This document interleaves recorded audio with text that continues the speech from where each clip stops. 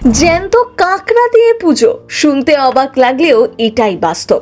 বিশ্বাস, ভক্তি আর লোকাচারের এক বিরল মেলবন্ধন দেখা যায় ভারতের এক শিব মন্দিরে, যেখানে মহাদেবকে তুষ্ট করতে ভক্তরা নিবেদন করেন জীবন্ত কাঁকড়া। স্থানীয়দের বিশ্বাস, জীবন্ত কাঁকড়া দিয়ে পুজো দিলে সেরে যায় যে কোনো রোগ। কোথায় এই মন্দির, কেনই বা এমন অদ্ভুত প্রথা, আর সত্যি কি এতে সেরে যায় রোগ?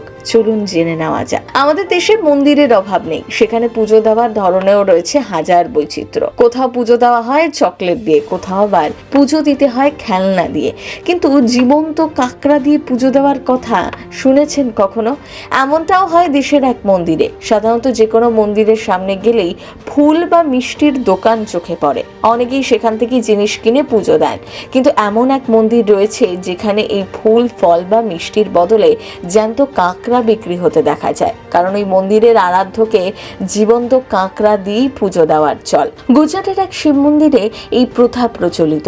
শিব পুজোর প্রধান উপকরণ গঙ্গা জল, সেই সাথে দুধ দিয়ে শিবলিঙ্গ স্নানেরও চল রয়েছে।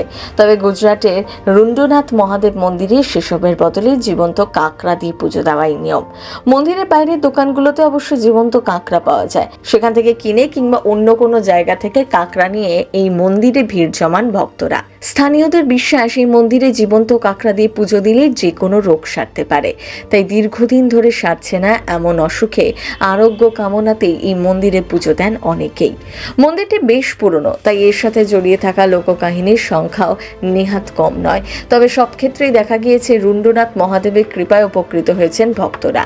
তবে মূলত যারা কানে শুনতে পান না বা শ্রবণ সংক্রান্ত সমস্যা রয়েছে, তাদের জন্যই এই মন্দিরে পুজো দেওয়া বিশেষ লাভজনক। স্থানীয় বিশ্বাস বলছে, কানে শোনার সমস্যা থাকলে মহাদেবের এই বিশেষ রূপ অবশ্যই আরোগ্যের বরদান করেন।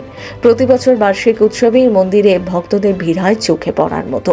প্রায় সকলের পুজোর ডালাতেই কাঁকড়া থাকে, কেউ ফুলমালাও নিয়ে আসেন, কিন্তু মূলত কাঁকড়া দিয়েই পুজো দেওয়ার চল।